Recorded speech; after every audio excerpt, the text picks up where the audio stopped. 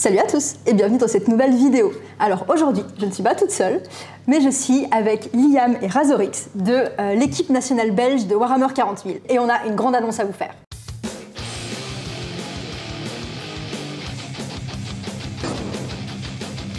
Eh bien écoutez, tout ça peut-être du coup pour rebondir sur l'objet précis de la vidéo que vous êtes en train de regarder. Eh bien en fait, on fait cette vidéo pour vous annoncer officiellement qu'on lance un partenariat entre l'équipe belge de Warhammer 40 000 et la chaîne War Adventure. Comme je vous le disais, on est avec deux membres de l'équipe belge de Warhammer 40 000. Alors tout d'abord à ma droite, nous avons Liam. Pour ceux qui sont déjà familiers du monde compétitif de Warhammer 40 000, il est très probable que vous le connaissiez déjà. Normalement, vous l'avez déjà vu. Liam, il est tout simplement 3e joueur mondial de Warhammer 40 000. Pourquoi 3e? Non, je ne suis pas 3e. Tu n'es pas 3e? Tu étais sur StatCheck. J'ai été 5e sur le StatCheck, mais c'est... Tout le monde dit que je suis 3e, c'est pas sûr. Écoute, on m'a dit 3e, tu seras 3e. C'est l'info que j'ai. C'est ça. Et sinon, eh bien, tu es aussi le capitaine cette année de l'équipe belge. Voilà. Tout à fait. J'ai repris le capitanat de Guillaume récemment, parce qu'il a un peu moins de temps à s'investir. Et puis, eh bien, nous avons à côté Guillaume, a.k.a. Razorix. Donc toi, tu es membre de l'équipe depuis 2 ans, c'est ça à peu près hein? Oui, un peu. Oui, ça fait 2 ans, ça fait 2 ans cette année, oui. C'est ta 2e année, ouais. Et alors, ce qu'il faut savoir sur toi quand même, c'est que toi, tu es rentré dans le monde compétitif de Warhammer 40 000 en mai 2022. C'est ça. Et à partir de novembre-décembre de la même année, tu étais déjà en essai pour l'équipe nationale de Belgique. Oui. Voilà. C'est une question de volonté, hein, j'ai envie de dire, avant tout. Hein. Ouais. C'est vrai qu'on essaie de recruter, alors dès qu'on voit quelqu'un en tournoi ou qu'il s'investit, il est bienvenu, quoi. Donc on est vraiment très ouvert là-dessus, quoi. Donc le but, c'est d'avoir le plus de personnes. On refoule personne, a priori. Je pense que c'est un très bon exemple de l'état d'esprit qu'on a ici. Donc c'est chouette. Et puis tu aides aussi beaucoup l'équipe, notamment en coulisses. Donc au WTC 2023, tu étais le coach stratégique. Ouais. Voilà. Alors les WTC, c'est le championnat du monde de Warhammer 40 000. Donc j'avais fait quelques vidéos là-bas l'été dernier, si vous voulez rattraper et avoir le contexte de tout ça. Et donc tu suivais un petit peu toutes les batailles en même temps pour voir ce qui se passait au niveau de l'équipe et pour pouvoir donner des instructions aux autres joueurs, quoi. Oui, des indications de comment se déroulait la partie, parce qu'on n'a pas le droit de donner d'ordre non plus aux autres joueurs. Voilà, en quelques mots, vous aurez l'occasion de les découvrir un peu plus, mais vous voyez déjà un petit peu avec qui on se trouve. Alors, avant de vous expliquer pourquoi on est là pour cette vidéo, je voudrais remercier Time to Play, donc c'est la boutique où on se trouve, qui est la boutique partenaire de la chaîne, qui se situe à Gembloux et qui nous prête l'espace pour faire cette vidéo dans des bonnes conditions. Donc un grand merci à eux. Alors pour ceux qui ne sont pas donc familiers avec le monde compétitif de Warhammer 40 000, vous l'aurez compris de par la présence de Liam et Razorix, il existe des équipes nationales en fait dans Warhammer 40 000.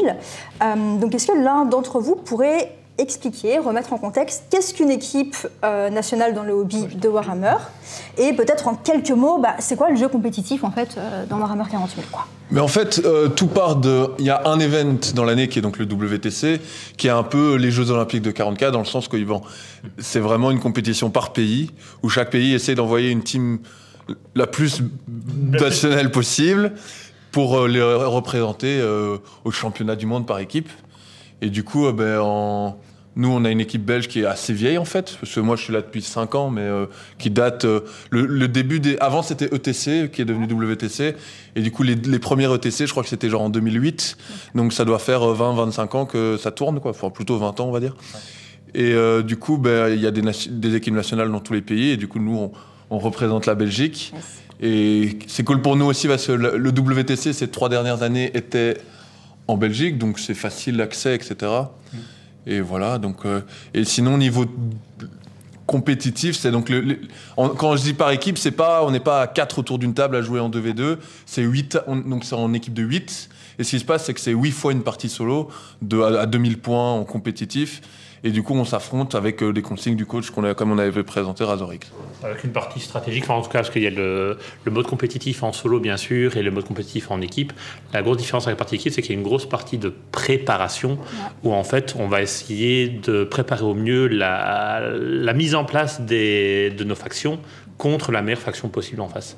Et ça demande donc du coup une grosse partie de préparation, de stratégie aussi, ce qui rajoute une profondeur supplémentaire au jeu compétitif et solo à côté. puisque du coup, on va dire la moitié, enfin je veux dire 40 à 50% des points ramenés dépendent de cette réussite de mettre la bonne faction en face de la bonne faction. On voit un petit peu plus déjà de quoi on est en train de parler. Est-ce que rapidement vous pouvez peut-être me dire pourquoi vous aimez bien vous le jeu compétitif en fait, qu'est-ce qui vous plaît là-dedans? Pourquoi vous êtes engagé dans le jeu compétitif? Moi je suis quelqu'un d'assez...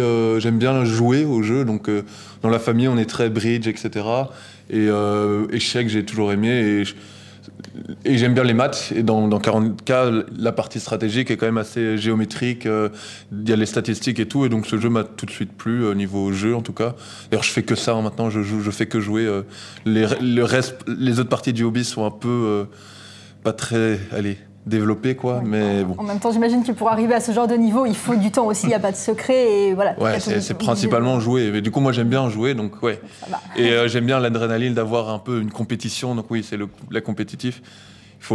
C'est ça, la stratégie, essayer de voir comment l'esprit adverse va te battre et anticiper tout ça, je trouve ça très intéressant. De mon côté, je rejoins un peu Liam sur le même point, mais souvent, j'ai toujours eu besoin de pouvoir me focaliser longtemps sur quelque chose. Et j'ai trouvé en Warhammer quelque chose qui, au niveau compétition, qui m'occupait vraiment l'esprit les soirées. Mais là, on se faisait beaucoup de réflexions, de stratégies à avoir, de tests, etc. On a des milliards de possibilités à chaque partie. Donc voilà, donc ça c'est quelque chose qui m'intéresse énormément dans le jeu et qui toujours aujourd'hui m'intéresse. Mais c'est vrai que la partie intéressante dans 40K, c'est vrai que comme tu disais, les milliards de possibilités, le fait que vu que c'est en 3D, il n'y a pas de...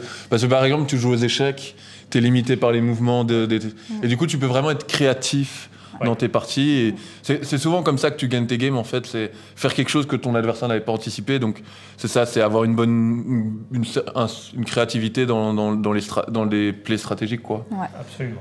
Franchement, même avec mon tout petit niveau de jeu, je ne peux que vous rejoindre sur le fait que je trouve qu'une fois qu'on goûte à des jeux comme ça, y a beaucoup de jeux qui paraissent fades à côté, quoi. On se dit, OK, il y a moins d'enjeux, moins de choses. Donc, ça m'avait déjà fait cet effet-là quand j'avais commencé Magic, le jeu de cartes. Et je l'ai retrouvé avec Warhammer, quoi. Et voilà. Bon, maintenant qu'on y va un petit peu plus clair, je pense que vous vous demandez quand même pourquoi je suis en si bonne compagnie ce soir. Donc écoutez, pour vous expliquer tout ça, je vais céder la parole à Razorix. Ouais, avec grand plaisir. Voilà, donc pour expliquer un peu, donc l'équipe belge, comme disait très bien Liam, existe depuis 2008, mais voilà, c'est quand même entre guillemets une équipe qui n'a pas beaucoup de visibilité, malheureusement, alors qu'on cherche vraiment à pouvoir faire parler l'équipe, montrer que la Belgique est présente sur la scène compétitive de Warhammer et a de très bons joueurs.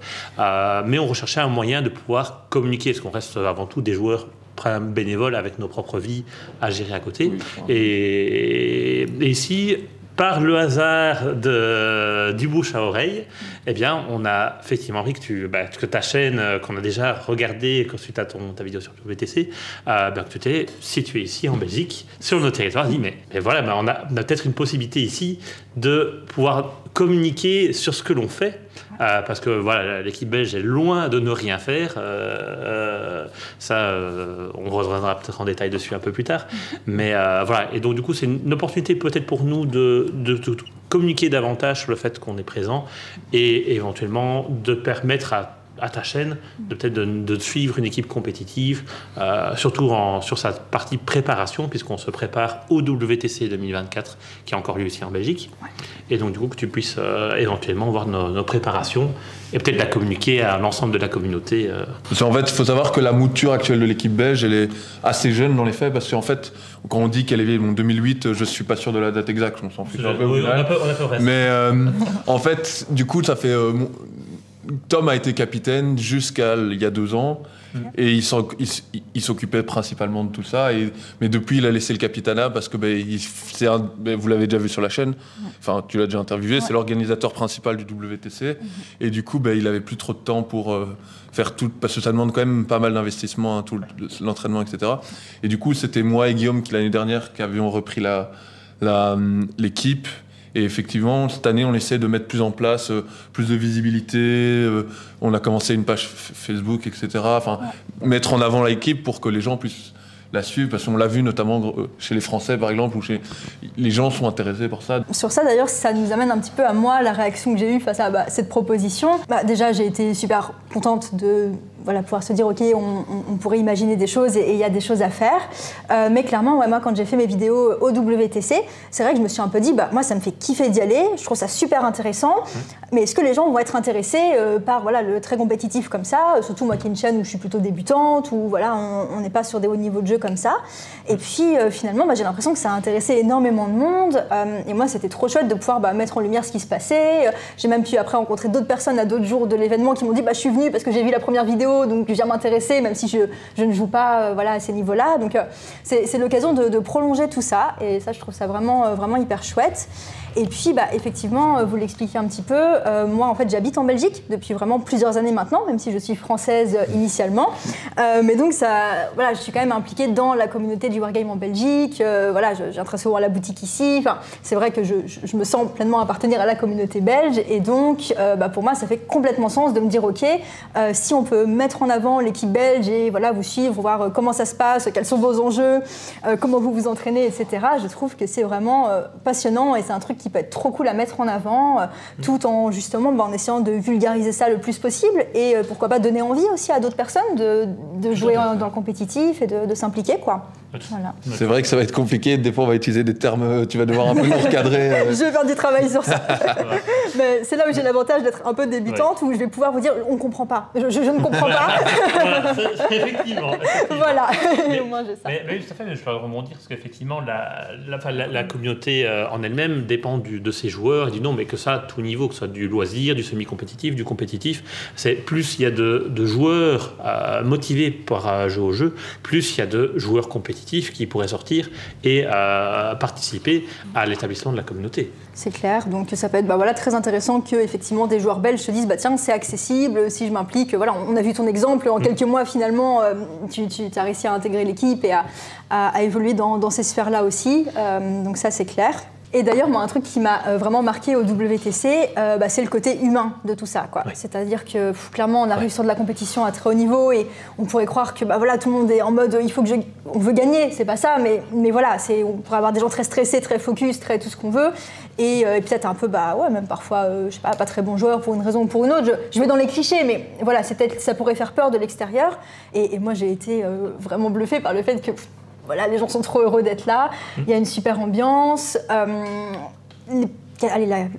Quasiment l'entière majorité des personnes que j'ai interrogées m'ont dit je suis là aussi pour passer du temps avec des potes, pour profiter, et pour progresser aussi, parce que ça me fait kiffer d'essayer de me confronter à des personnes plus fortes que moi et de voir ça, quoi.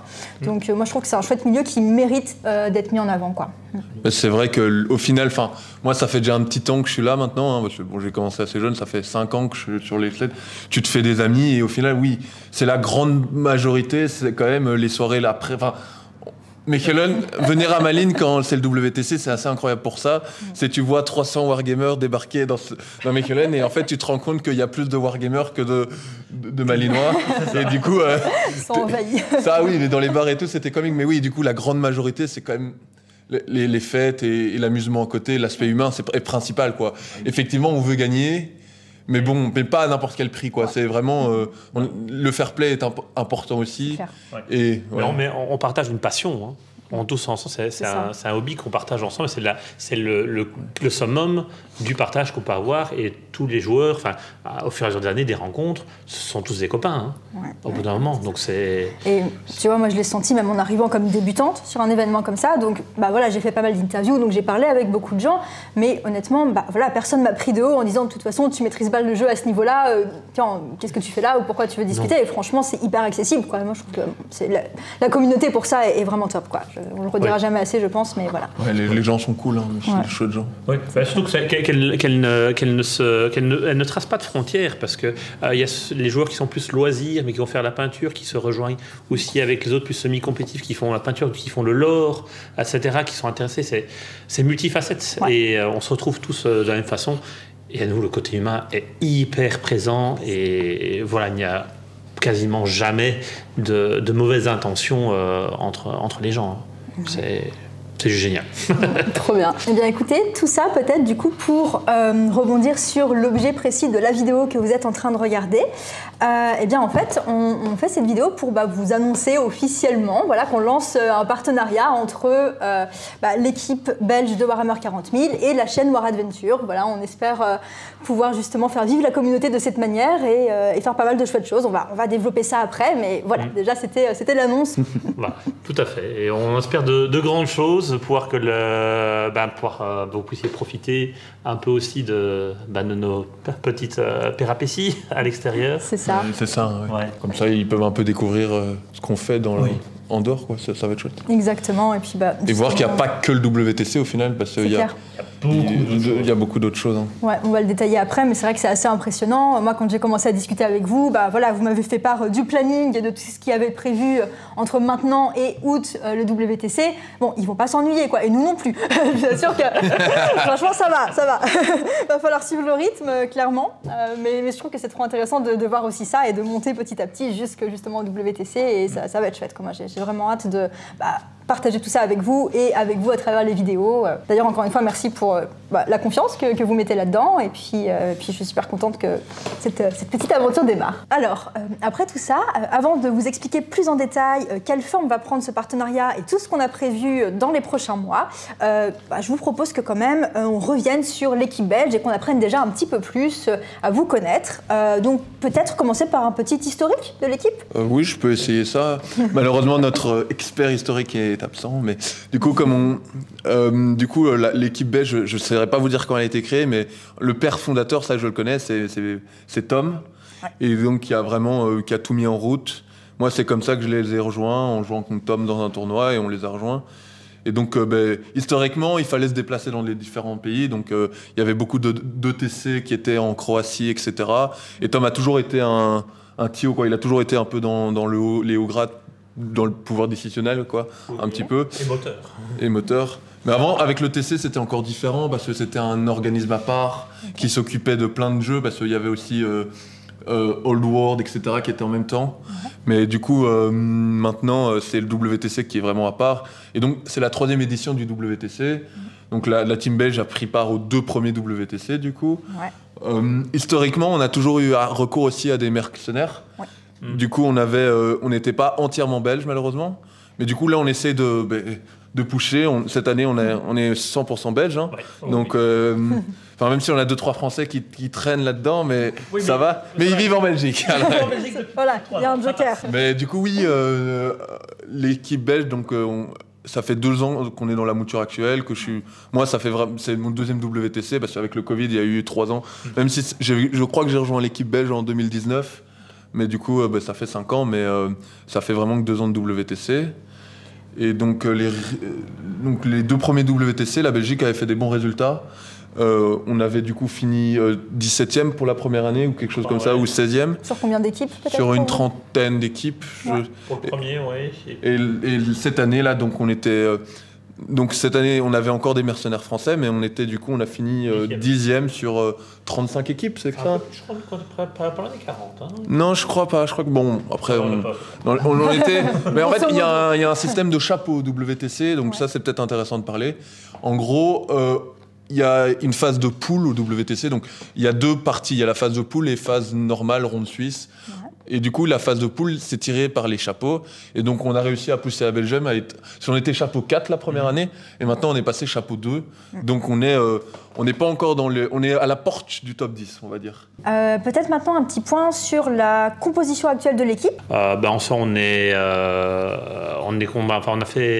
Liam et Guilou ont ouvert le recrutement massif juste après le WTC, où suite à nos résultats, on avait quand même une certaine médiatisation, et donc beaucoup de gens avaient répondu présent. Je crois qu'on avait 16 aspirants en comptant toute l'équipe à ce moment-là. Et donc, on a encore régulièrement, parfois un petit départ, plutôt des absences longue durée, plus qu'autre chose, et des nouvelles arrivées. Je pense que là, maintenant, on a un corps de 12 joueurs, quand même bien, 10-12 joueurs, quand même assez bien. Oui, ça, tu peux prendre. Pour le moment, il n'y a pas encore eu de sélection précise, mais on a du coup... en fait, moi, je fonctionne principalement à qui veut vient, quoi. Donc ceux qui participent font les tournois. Et donc là, on a un corps de 10 joueurs qu'on essaye de faire tourner. Il y en a 9 qu'on teste vraiment. Le 10e est plutôt coach sûr. Enfin, on va voir. On a déjà et on a donc non, on a 12 joueurs, t'as raison, 12 joueurs. Okay. Mais donc, une équipe, c'est 8 joueurs, mais il n'y a pas que les 8 joueurs, il va avoir les coachs.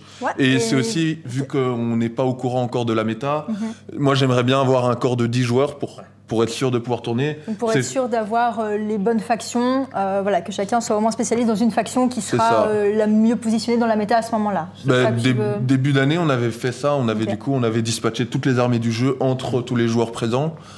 Et du coup, on essaie à chaque instant T d'avoir le meilleur joueur possible sur la meilleure faction possible. Ou bien, des fois, c'est le meilleur joueur pour une faction qui est un peu en dessous, mais il la pousse vers le haut. Ça arrive aussi. Mais donc, actuellement, il y a du coup 12 joueurs, je pense. Et alors, le rôle de coach, est-ce que vous pouvez juste expliquer un petit peu voilà. Du coup, il y avait Radrix qui était coach l'année dernière. On en a parlé au début, mais peut-être redire quelques mots là-dessus. Comment ça se passe quand on est coach une année ? Moi, je commence et tu finis. Mais moi, en tant que joueur, je vais vous donner plutôt le ressenti de joueur. Parce que Team Belgium, c'était la première fois qu'on avait vraiment un coach. Parce que les autres années, on a eu des coachs bien-être, si je puis dire, des vies. Mais un coach stratégique, c'est utile, qui comprend bien le jeu. Parce que Team Belgium, on a l'habitude de juste partir. Enfin, quand on part en tournoi, c'est difficile de dire, mais toi, tu viens juste pour coacher. On essaie de. Là, ça commence à arriver, mais il faut mettre ça en avant parce que c'est vraiment important. Et du coup, les autres années, on n'avait pas de coach. Du coup, on était là. Moi, je suis assez rapide dans mes games, donc je finissais toujours par tourner autour des tables. Et donc, ça fait beaucoup de boulot. Et du coup, là, cette année, on a eu un vrai coach stratégique au WTC. Et c'est vraiment important. Donc, son rôle, tu l'expliqueras en détail, mais c'est principalement d'analyser les games en cours pour donner son ressenti au capitaine et aux joueurs, pour évidemment que le capitaine lui donne des consignes, genre va dire à lui de pusher ou des choses comme ça. Mais c'est aussi aider à la matrice. Enfin, il y a plusieurs choix. Et il y a aussi les coachs bien-être. Donc ça, c'est aussi important parce que en game, des fois, c'est très intense. Du coup, c'est chiant d'aller chercher de l'eau. Du coup, on va te chercher de l'eau pour toi. Ou bien, je sais pas, des fois, on avait un joueur qui jouait Génie Sailor Cult. Il jouait 200 figurines. Et du coup, on avait un coach qui l'aidait à ranger ses figurines entre les games. Parce que des fois, c'est limite niveau timing. Parce que c'est assez intense en WTC. Parce que la phase de poule, on peut bien la préparer. Mais après, on n'a jamais le temps de se préparer pour toutes les équipes. Du coup, entre les rounds, ce qui se passe, c'est qu'il y a une phase de préparation pour notre adversaire suivant.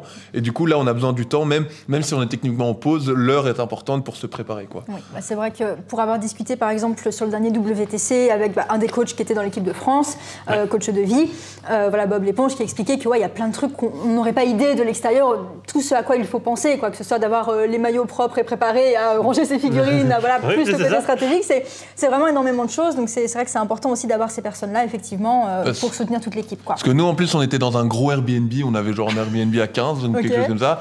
Et du coup, on avait fait le choix de ne pas aller toujours au restaurant, parce que de 1, ça coûte cher, de 2, c'est un embêtement, parce qu'il faut réserver un resto qui accueille bien 15, ça prend du temps.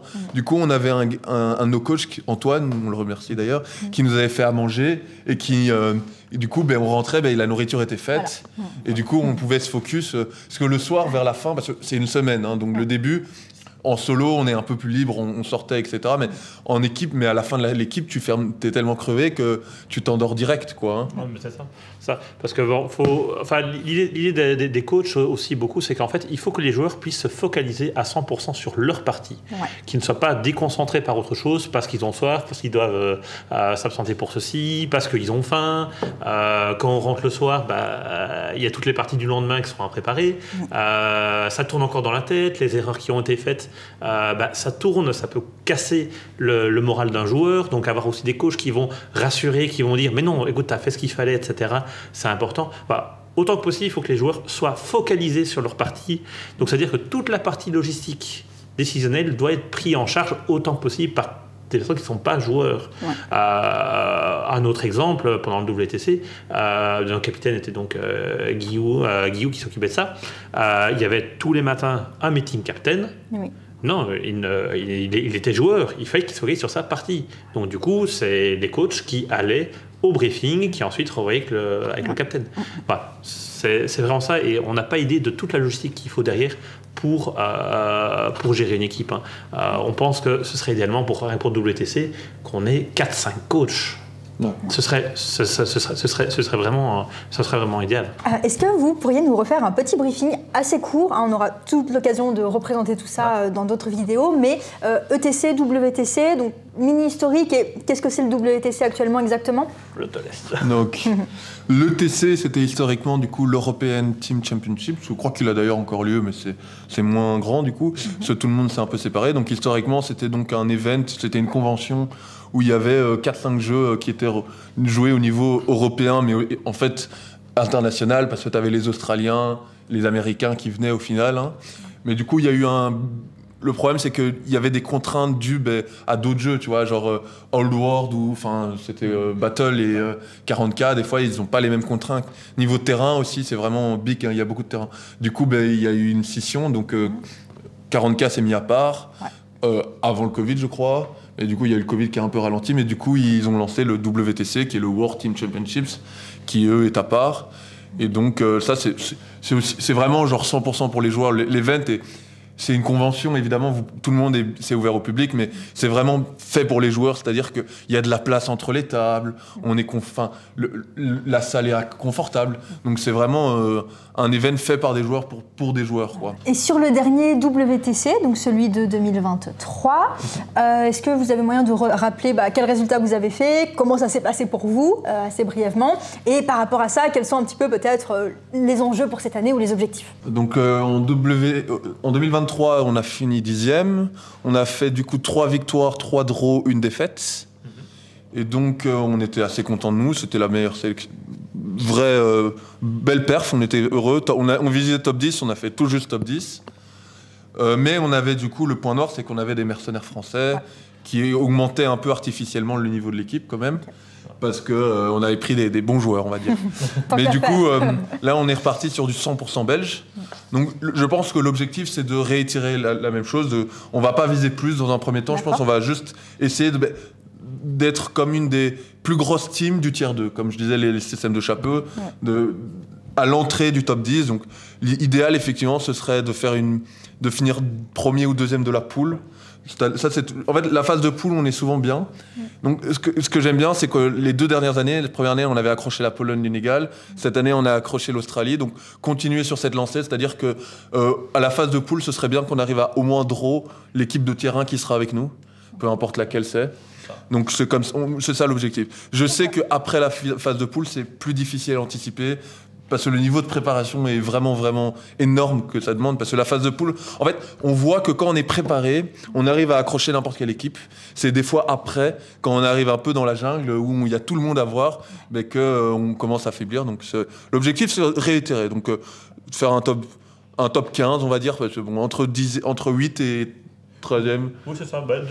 De rester une des équipes, entre guillemets, dangereuses du WTC. Et pas se dire, non, la Belgique, ça va. Non. La Belgique, faut qu'on s'accroche. Ouais. Mais parce que aussi, avec le système de ronde suisse, c'est un peu la jungle. Hein, parce que typiquement, cette année, on aurait fait une draw qu'on transformait en victoire. On s'était projeté 5e.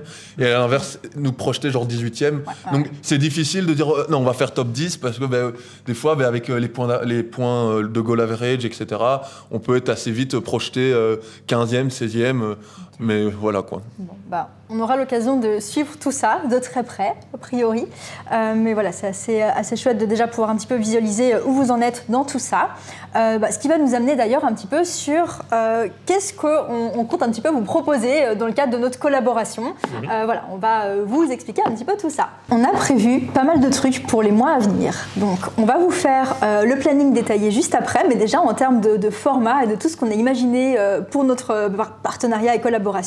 La première chose, c'est que je puisse suivre l'équipe sur les tournois, plusieurs fois dans l'année, donc pas que au WTC. On va vous parler de ça après, mais pour qu'on puisse voir aussi en amont comment vous vous préparez, comment ça se passe, etc. Et puis sur place, le dérouler et revenir sur les résultats, etc. Et tout ça, ça nous donnera libre cours à discuter de la méta, discuter de stratégie, discuter de plein de choses, et j'espère apprendre pas mal de trucs. Moi déjà, j'ai commencé à avoir des petits briefs et je suis super contente, j'apprends plein de trucs. Donc, j'espère que vous aussi, ce sera le cas et que ceux qui connaissent déjà très bien tout ça seront aussi contents de pouvoir suivre ça sur la chaîne. Donc tout ça, ça prendra la forme de vidéos dans un premier temps, pourquoi pas des lives à terme. Voilà, c'est un petit peu aussi des idées. On va du coup, en lien avec ça, évidemment, faire des points réguliers sur l'actualité de l'équipe, des annonces, des comptes rendus de tournois, même si par exemple je ne suis pas allée sur place, on pourra quand même en parler et vous faire des vidéos autour de ça. Et aussi, l'idée, c'est de couvrir tout ce qu'il y aura autour des compétitions. J'en parlais déjà un petit peu, mais les entraînements et puis aussi la vie de l'équipe et ce qui serait, je trouve, aussi très intéressant, c'est que vous puissiez connaître les membres de l'équipe aussi humainement, voilà, comment ça se passe, etc. et voir s'ils sont gentils en vrai. Non. Non, mais voilà, il y aura un petit peu tout ça. Il y aura aussi des petites vidéos justement dans ce sens avec des interviews, des portraits où on pourra discuter de leur parcours dans le hobby, voilà, pas mal de choses comme ça. Je pense que ça peut être super cool de découvrir ce qui les a menés jusqu'ici et comment ils conçoivent le hobby et ce qu'ils aiment dedans. Voilà, donc on aura différents formats là-dessus. À terme, on aimerait bien aussi vous proposer des lives réguliers justement pour couvrir l'actualité, parler stratégie et pas mal de choses. Voilà, donc on verra pour la fréquence, mais on vous fait un petit teasing, on verra ce qui est faisable plus tard. Pour ça, on va aussi dépendre de matériel, évidemment, parce que du coup, on est sur ma chaîne, qui est encore une chaîne qui est naissante et qui n'est plus si naissante que ça, mais voilà, qui grandit au fur et à mesure, on va dire. Et donc, voilà, j'investis dans du matériel régulièrement, ce qui nous permet de monter comme ça en qualité. Dans le même sens, d'ailleurs, on aimerait bien aussi, pourquoi pas, aller sur des rapports de bataille. Ça pourrait être intéressant, soit que vous voyez des parties entre les joueurs de l'équipe, pourquoi pas. Voilà, je pense que ça peut être quelque chose de chouette de voir des parties à ce niveau-là, comment ça se déroule. Pareil, là, tout dépend du matériel. Moi, je sais que j'essaie petit à petit d'avoir du matériel pour le jeu, parce que moi aussi, j'aimerais bien en parler. Mais c'est des choses auxquelles on a pensé peut-être pour plus tard. Effectivement, c'est des formats qui, je pense, peuvent intéresser beaucoup de monde. Le format comme rapport de bataille, comme on dit, ça demande un peu de matériel un peu spécifique. C'est ça. Mais si on peut le faire, je pense que ce sera avec plaisir. Hein. Bah oui, c'est en vrai, nous, du moment que ça joue à Warhammer, ça nous fait parler de Warhammer, on fait que ça au final. Donc, Et en plus de tout ça, il y aura aussi peut-être un axe où on fera plus de liens avec le contenu initial de la chaîne, du genre des petits formats, pourquoi pas je joue contre l'un d'entre vous et vous m'apprenez des trucs, enfin voilà, ça peut être des trucs aussi assez sympas à partager. Et puis d'ailleurs, évidemment, après, sur la chaîne globalement, vous retrouvez tout le contenu habituel. Moi, je continue à faire aussi tous les autres types de vidéos, mais on ajoute toutes ces dimensions sur le jeu compétitif et avec l'équipe belge, et j'ai déjà trop hâte de découvrir tout ça. Voilà. En lien avec tous les contenus dont on vous a parlé, on a déjà un agenda, autant en termes de contenu qu'en termes d'événements prévus pour l'équipe. Enfin, le contenu se calque sur tout ce qui est prévu pour l'équipe. Donc on va vous présenter tout ça avec les gros événements à venir et puis ce qui est prévu en termes de contenu avec ça, voilà, pour vous donner envie, on l'espère, de suivre tout ça. Peut-être déjà du coup nous parler un petit peu du planning, qu'est-ce qui est prévu et pourquoi il y a plein de choses avant le WTC, que fait l'équipe pendant les mois avant le WTC. Au final, là on est rentré dans la saison vraiment préparation WTC. En général, moi, mon année, en tant que Warhammer, enfin, je vais pas dire professionnel, mais je joue beaucoup. Et du coup, l'année, elle est dispatchée comment? C'est qu'en gros, tu as le WTC qui est un peu la grosse target. Et en fait, après le WTC, c'est un peu la partie solo, où on fait beaucoup de solo. Et à partir de janvier, en général, on commence à se focus vraiment sur l'équipe. Donc là, on va avoir, on a beaucoup de tournois d'équipe qui arrivent. Donc ça permet... Il n'y a pas que le WTC en fait, il y a plein d'autres. Donc on va faire là 3 tournois, 1 par mois dans les 3 prochains mois. Et donc ça permet d'entraîner l'équipe, de permettre de tester les nouveaux joueurs pour la sélection, de voir comment ça se... Parce que c'est bien beau de jouer entre nous, mais au tournoi, il faut voir comment les joueurs se comportent. C'est ça la différence. Et que du coup, dans les prochains mois, on a 3 tournois. Je te laisse peut-être les présenter. Complètement. Bien écoutez, ça démarre tout bientôt. 24 et 25 février, on a la Pira Cup. Alors je vous laisse nous présenter ce que c'est que la Pira Cup. Je connais, c'est le capitaine polonais Kim Mason qui est un ami qui s'organise de ça, il s'occupe de ça. Okay. Et donc la Pira Cup, c'est un tournoi qui est assez récent. Ils en parlent sur ils ont une chaîne YouTube polonaise. Contact Lost, non? C'est ça, ouais. Contact Lost, ils en parlent souvent là-dessus. Mais du coup, en gros, ça a été créé à la base, c'était un tournoi polonais. En Pologne, ils voulaient faire des tournois pour les Polonais, pour Poznań, qui est une grosse ville en Pologne où il y a pas mal de Warhammer. Et en fait, au final, l'été dernier, en fait, ils se sont dit, ils avaient les locaux, donc ils ont organisé ce qu'on appelle un secret training, dans le sens que, en fait, on était 3 semaines avant le WTC et on avait fait du coup une session de training intensif entre 5 nations. Il y avait l'Écosse, le Danemark, la Pologne, du coup, qui était le pays invité, les Hollandais et nous. Et donc, on était un peu tous à s'entraîner secrètement pour préparer le WTC. Et donc, c'est un événement vraiment très sympa, très convivial, parce qu'on est dans un hôtel avec toutes les équipes et on est un peu en mode colo parce que on joue dans l'hôtel et du coup, on fait des fêtes dans l'hôtel. Enfin, c'est vraiment très chouette. Parfois, on dort. Ouais, de temps en temps. Mais Parfois, entre les games, des fois, il faut qu'on aille dormir parce qu'on a passé dormi la veille. Ça ne va pas. Mais du coup, là, c'est la 3e Pira Cup à laquelle on va participer en tant qu'équipe belge. Cette fois-là, il y aura, c'est la 3e édition, il y aura 8 pays, du coup. Il y aura l'Écosse, la Pologne, 2 équipes polonaises. 2 équipes polonaises, ouais. Donc, c'est que 7 pays, techniquement. Nous, la France, les Pays-Bas, l'Angleterre et les USA. Ok. Et du coup, ça va être, il va avoir du beau niveau, quoi. Ça va être un mini WTC dans l'idée parce que il y aura quand même, il y aura de la compétition, quoi. Mais ça va être chouette. Ouais. Mais déjà rien qu'à voir les USA qui se déplacent à la Pira Cup, c'est une première. Ils ont une énorme communauté, une grosse communauté compétitive. Ils amènent toujours des nouvelles idées dans la méta aussi. Ouais, ça va être intéressant. Ouais. Trop bien. Et bien justement, par rapport à ça, moi je vais du coup vous accompagner à la Pira Cup. Voilà, donc je pars en Pologne aussi, ce qui fait que vous aurez 2 vidéos sur la chaîne pour suivre tout ce qui va se passer. Vous aurez des vidéos journalières le week-end de la Pira Cup, voilà, et donc on pourra suivre tout le parcours de l'équipe sur cet événement. Donc hâte de vous partager ça et moi d'en découvrir déjà plus sur un événement comme ça en dehors du WTC. Alors ensuite, dans le mois de mars, avant de parler des autres événements, on prévoit, nous, de vous proposer des vidéos de présentation des joueurs et de l'équipe. Comme ça, vous pourrez apprendre à découvrir tout le monde plus en détail. Donc c'est du contenu qui arrivera aussi sur la chaîne pendant cette période-là. La semaine du 18 mars, on aura l'Eurotrash Cup. Est-ce que vous voulez nous expliquer ce que c'est ? Ça, c'est aux Pays-Bas, à Amersfoort. Donc ça, c'est un tournoi qui est organisé par le capitaine néerlandais. Et donc, c'est aussi, ça fait 3 ans, on y va chaque année, on est invité. Et donc là, c'est une équipe, ce sera aussi un tournoi avec des équipes internationales. Je sais pas, je crois que la line-up n'est pas encore sûre, mais je sais que par exemple, il y aura une équipe de All-Star un peu dans le monde compétitif. Donc il y aura une équipe qui n'est pas vraiment associée à un pays, mais qui est pris, par exemple, les meilleurs joueurs anglais, américains. Il y aura même un Néo-Zélandais qui habite en Angleterre, oui. Qui sera là. Donc ça va être intéressant aussi. Ok, trop bien. Et bien donc sur ça, ça se passe en même temps que les French War Game Days. Donc moi, je serai là-bas pour faire des vidéos sur l'événement, mais on essaiera de vous proposer du contenu après l'événement pour parler, faire un compte-rendu, comment ça s'est passé, etc. Ensuite, en avril, on essaiera de vous faire plutôt du contenu qui présente vraiment plus précisément les objectifs de l'équipe, peut-être par rapport justement aux événements qu'il y aura eu et pour la suite, faire un point d'étape, on va dire, dans l'avancée. Et puis après, en avril, pour vous, il y a les 6 nations en Irlande. Ouais, il y a le Six Nations ou Home Nation, parce qu'on n'est plus 6, on est 8. Okay. Et donc ça, c'est historiquement, la Belgique a toujours fait partie, c'est un entraînement avant le WTC entre les 5 pays en Angleterre, quoi. L'Irlande du Nord, l'Irlande du Sud, l'Angleterre, l'Écosse et les Pays de Galles. Et du coup, il y a la Belgique qui se rajoute, qui historiquement faisait les 6 Nations. Et maintenant, chaque année, il y a 2 spots en plus. Ils invitent 2 pays, soit les Pays-Bas et la Suède ou quelque chose comme ça. Et donc, ça tourne. Chaque fois, c'est dans une partie de l'Angleterre. L'année dernière, c'était au Pays de Galles. L'année d'avant, c'était en Écosse. Cette année, c'est en Irlande.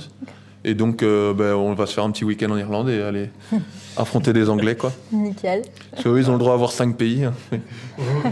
Après, on pourrait peut-être essayer d'en amener 3 de chez nous. Mais... Non, je pense pas qu'on arrive à faire 3 équipes. Ok. Bien écoutez, sur ça, on essaiera aussi de faire un petit suivi, évidemment, de comment ça se passe. Là, je ne sais pas encore si je me déplacerai ou si ce sera du compte-rendu. On aura le temps de voir ça. Et puis, au mois de mai, donc, on vous avait prévenu, le programme, il est dense, il y a des trucs tout le temps, ça n'arrête pas. Au mois de mai, il y a 2 compétitions là, en Belgique, 2 tournois en Belgique. Donc à Ath, on a le Tower Conquest 40K, et à Liège, c'est le Liga Primus Tournament. Et donc là, on verra, vous ne savez pas encore sur lequel vous allez aller exactement. Je crois que ça s'est déroulé... Moi, je vais avec des copains. Mais là, on n'y va pas en tant qu'équipe belge, on essaye de dispatcher l'équipe belge en différentes équipes. Donc là, moi, je vais y aller je vais à Liégeat avec des copains de Liège. C'est ça. Je sais que Guillaume va avec des Français. Voilà, toi, tu vas avec les belles règles, c'est ça? Moi, je vais avec les belles règles et Gilles viendra avec son équipe. Oui, moi, je vais avec Gilles. Ah, tu es avec Gilles avec les Argentines, c'est juste. Mais donc, ouais. Voilà. En vrai, c'est vrai que c'est pas mal, on n'en a pas parlé. Enfin, ça peut-être rien à voir. Vas-y, pas de soucis. Mais il y a l'équipe belge et après il y a différentes équipes qui commencent à se créer en Belgique. Hein. Oui. Donc moi j'en fais pas vraiment partie d'une, mais toi tu fais partie des belles règles. Au sein, c'est deux communautés de joueurs. C'est vrai, les joueurs du pays se rassemblent dans leur communauté autour de clubs. Et donc du coup, quand on a des tournois en équipe, et sachant que je pense qu'il y a une grosse demande de tournois en équipe. C'est le plus chouette. Hein. Ouais, c'est le plus chouette. Et donc du coup, il y a beaucoup d'équipes qui se présentent. Donc il y en a plein. On va peut-être pas toutes les nommer, parce que si on reprend le dernier tournoi en équipe qui a eu à Liège, il y avait combien? Il y avait 6 places d'équipe, je crois. 8, non? 8, peut-être 40, oui. Il y avait 8 places. Elles sont toutes parties en même pas 24 heures. Hein. Il y a plein d'équipes qui ont été laissées sur le carreau. Hein, donc, Okay.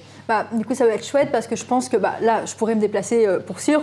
On est en Belgique et ça va être intéressant de découvrir justement les équipes belges en fait différentes. Et donc là, ça sera au-delà de votre équipe à vous nationale. Et ça peut être aussi très chouette, même pour la communauté belge qui nous regarde peut-être, de découvrir aussi les événements qu'il y a près de chez eux, auxquels ils peuvent peut-être participer aussi assez facilement. Quoi. Tout à fait. Voilà. Et puis, écoutez, suite à ça, on sera déjà pas loin du mois de juillet, où là, on sera sur de la préparation du WTC. En termes de contenu, en tout cas, c'est plutôt ça qu'on va essayer de filmer, je pense, et de vous montrer, d'expliquer comment, plus on se rapproche, tout ce qui se passe et comment ça se prépare pour aller jusqu'au WTC en août. Donc, on vous a déjà expliqué ce que c'était précédemment. Et là, évidemment, on fera une couverture ici aussi avec un focus justement sur tout votre parcours pour l'événement. Donc, voilà. Je ne sais pas si vous voulez compléter sur ça. En vrai, il y aura même peut-être un event encore en Pologne ou quelque chose comme ça aussi. Ouais. Mais oui, moi je sais que par exemple le mois de juin c'est les examens, donc c'est un peu le creux, mais c'est vrai que fin juin, début juillet, c'est vraiment le rush. On a toute la méta à mettre parce qu'en général il y a une data slate en plus. Il y a une mise à jour des règles qui arrive en juin en général, donc c'est la méta on doit toujours discuter tout. C'est le rush final quoi. Ouais. Okay. Et puis il y a même en juin, on n'a pas encore de visibilité sur tout, mais il y a d'autres tournois aussi en équipe qui se préparent. Je crois qu'il y a le Sud du Luxembourg GT qui se met en juin. Voilà, on n'a pas encore toute visibilité sur tout. Ça. Sachant qu'entre chaque événement, on ne reste pas à rien faire. Il y a un mois entre chaque tournoi et on fait des entraînements. Moi, je sais que j'ai d'autres tournois. Je vais faire l'Alpine Cup, la Ligue 3. Et moi, mon mois d'avril, j'ai 4 tournois, 4 week-ends. C'est clair. Et donc, oui.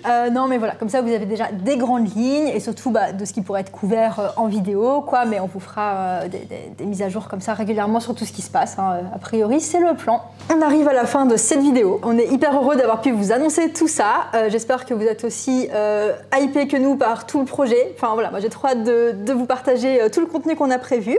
Et puis écoutez, en attendant, vous pouvez déjà vous abonner à la chaîne, activer la petite cloche pour avoir toutes les notifications. Vous pouvez suivre l'équipe belge sur leur page Facebook, qui est bien active et il y a pas mal de trucs, donc n'hésitez pas à aller vous abonner. Vous pouvez aussi me suivre sur mes réseaux sociaux, je mettrai pas mal d'actu également.